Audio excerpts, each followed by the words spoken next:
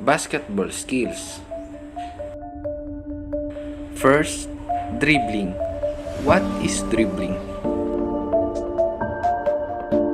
Dribbling is maneuvering a ball by one player while moving in a given direction, avoiding defenders' attempts to intercept the ball.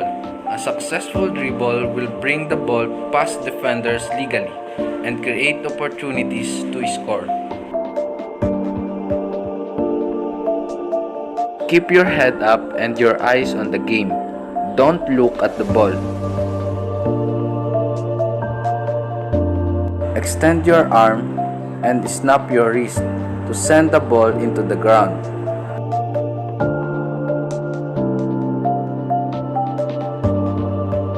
Do not bounce the ball too high while dribbling. That will give you more control over the ball, make it harder for defenders to steal the ball.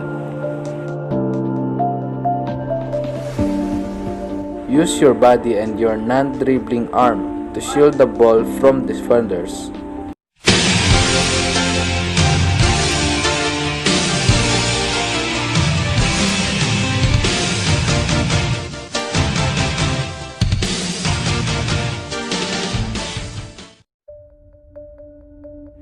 Second, shooting. What is shooting? Shooting is an important skill in basketball. Throwing the basketball toward the hoop is the way to make a score in your team. Balance.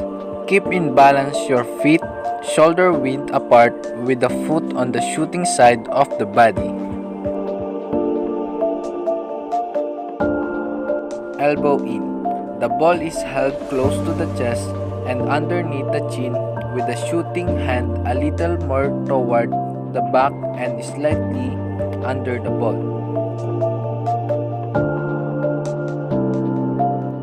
Eyes on target.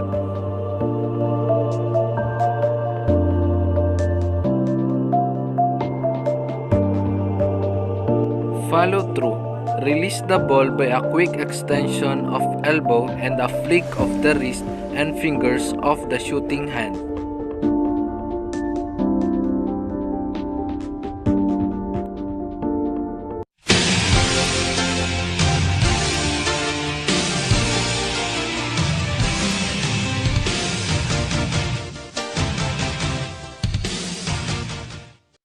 Third, passing. What is passing? Passing.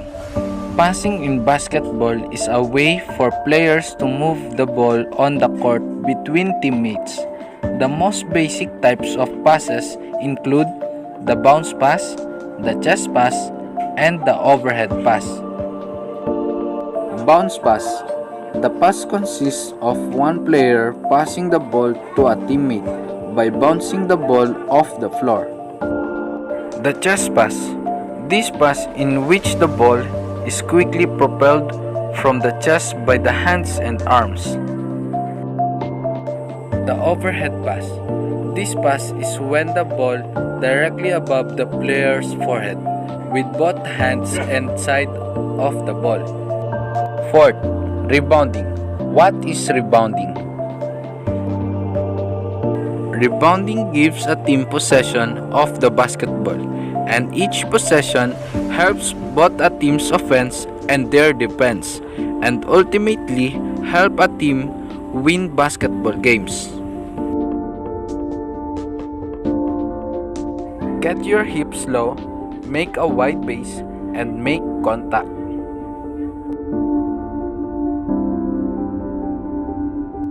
Push the opposing player away from the basket using your butt and legs. Jump and grab the ball, then secure. Fifth, blocking. What is blocking? Blocking occurs when a defensive player legally deflects a field goal attempt from an offensive player to prevent a score. Stabilize your feet.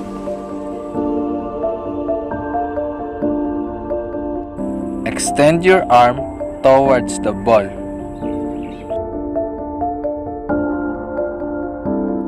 Jump on time and stop the ball to prevent field goal.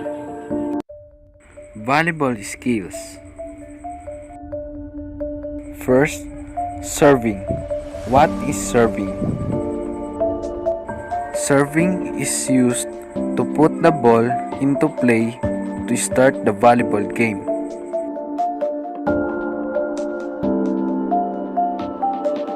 Stagger your feet. Stand your feet about shoulder width apart. Hold the ball in front of you. Servings may be overhead serve,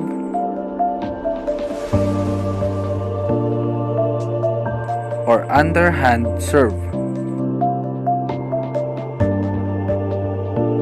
Second, bumping or passing. What is bumping or passing?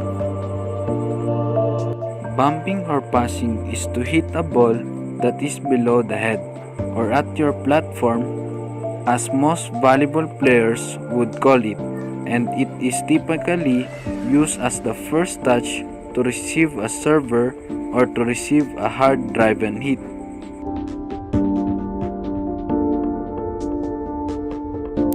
Get into position. Stand with your legs about shoulder width apart and lean forward a bit.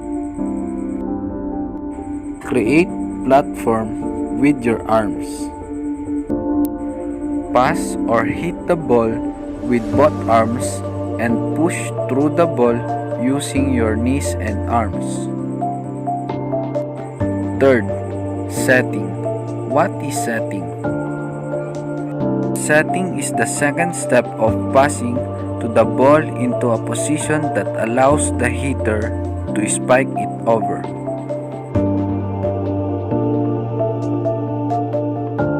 Get into position beside the net. Face to the ball with your shoulders, hips, and feet. Knees bent. Hands are above your forehead. Follow through with your fingers. Pass to your hitter. Fourth, spiking. What is spiking? Spiking is the act of scoring a point by slamming the ball over the net into opposing court.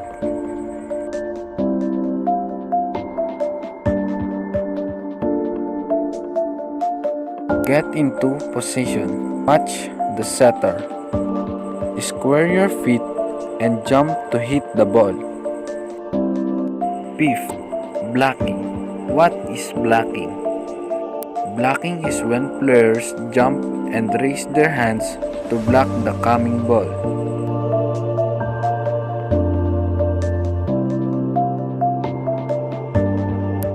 Be ready at all times. Timing is crucial. Stand with your feet, shoulder length apart, squared to the net. Keep your knees bent and your arms high, facing the net. Jump and block the ball. Softball skills.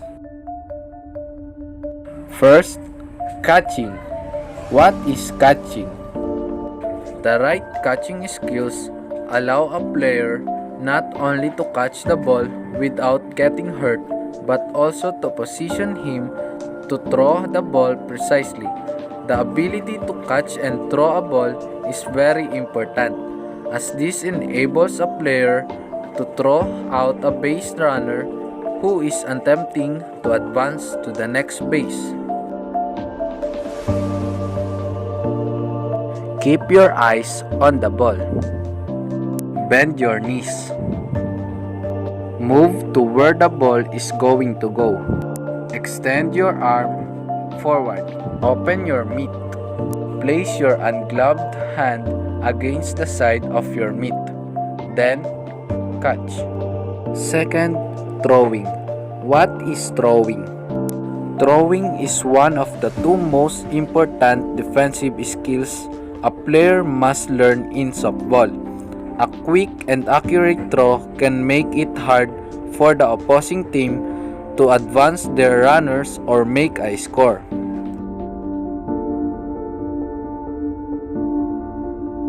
Put your index, middle, and ring fingers on the laces of the ball. Throwing stance. Put your throwing arm in your back and the other arm and your face are pointing to your target. Follow through. Start to bring the arm with the ball forward and release the ball using your fingers. Third, hitting.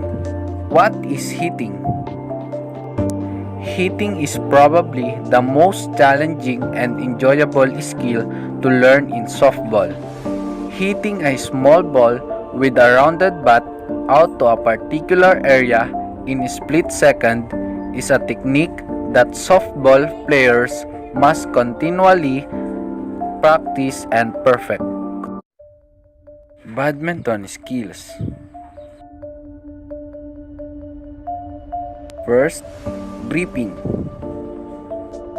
To hold a racket, think of racket grip as the hand of someone.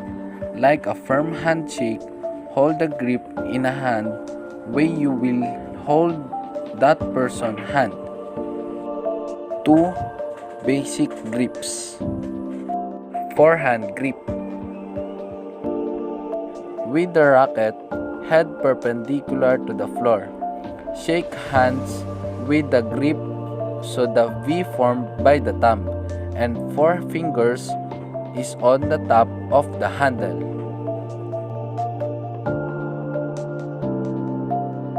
Backhand grip. Using a forehand grip, rotate the hand slightly so thumb is along and parallel to the wide side of the handle.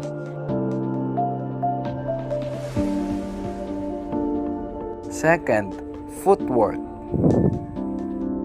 Step 1. Move toward the shot with short steps and end with a long stride.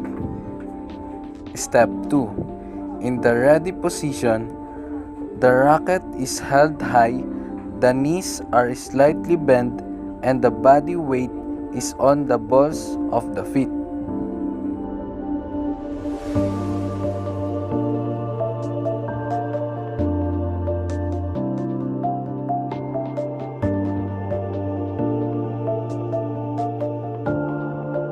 Third, strokes. 4 basic strokes. Overhand forehead stroke. Most of the players can be seen using it. This stroke generates power from the motion of the swing. You cannot use too much strength for the motion as the technique will go to waste.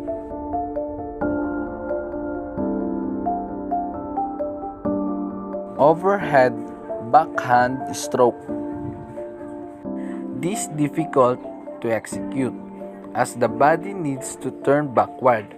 For a good backhand stroke, you need to make a complete swing backward to generate power.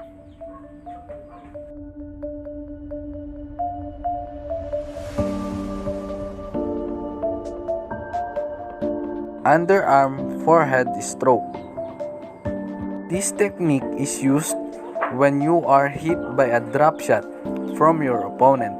You have to hit a low shot with a lot of strength for a counter-attack.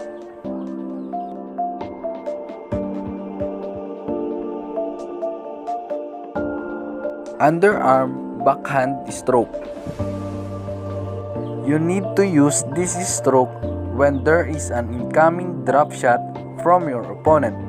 You don't need to turn back like an overhead backhand stroke, so it is relatively more straightforward to perform.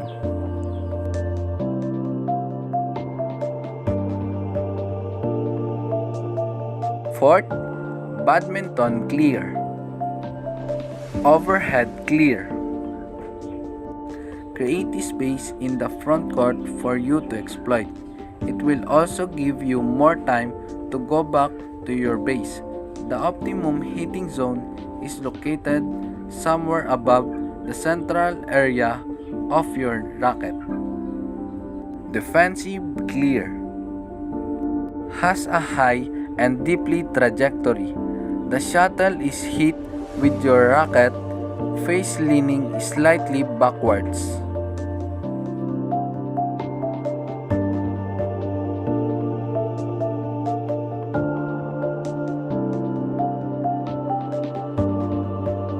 Attacking clear has a trajectory that runs almost parallel to the ground. The shuttle travels flat and fast towards your opponent's backcourt. Badminton drop shots. These drop shots are delicate badminton shots that can win you points outright if executed well with deception.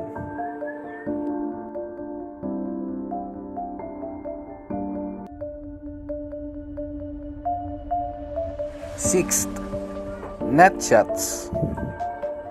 These shots are played from around the net area back to your opponent's net area. Execute the net shot well and you will have a tumbling shuttle falling into your opponent's court. It is difficult shot to return by any standards.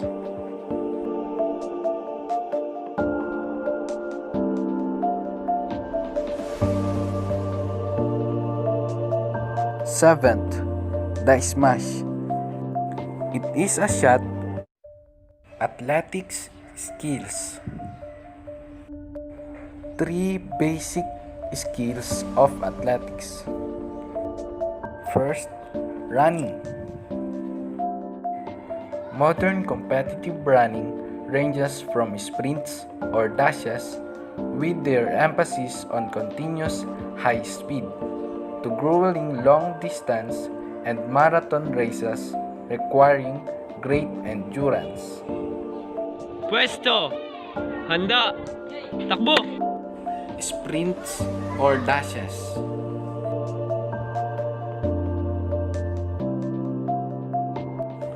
Long distance and marathon races.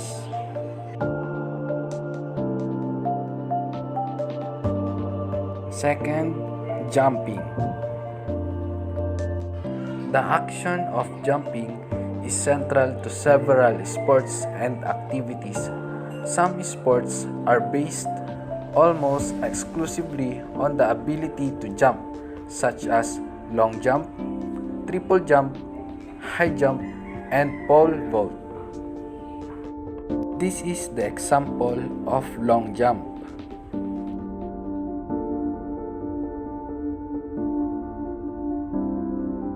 Third, throwing.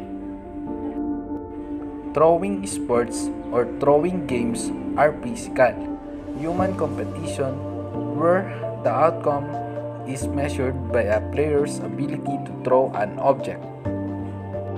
The 4 most prominent throwing for distance sports are in track and field, such as shot put, discus, javelin, and hammer throw. Shot put.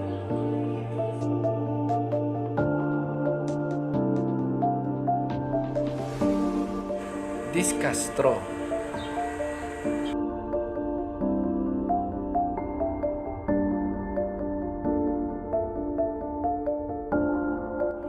Javelin throw.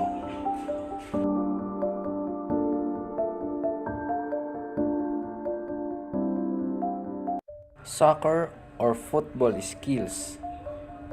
4 basic skills of soccer. First, dribbling. Dribbling is to take a ball to an open space and dribble back and forth.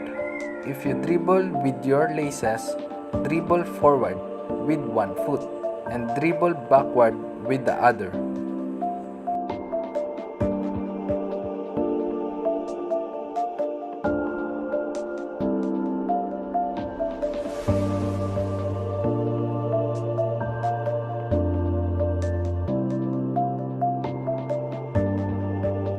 Second, passing. Passing the ball is a key part of association football or soccer. The purpose of passing is to keep possession of the ball by maneuvering it on the ground between different players with the objective of advancing it up the playing field.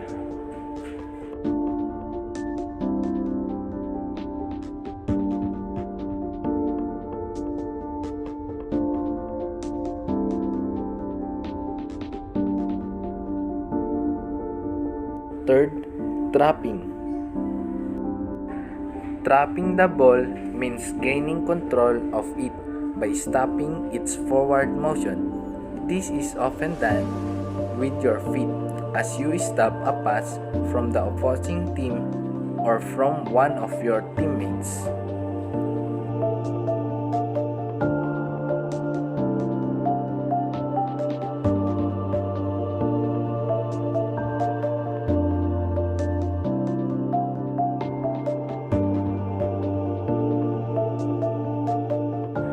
Fourth, shooting.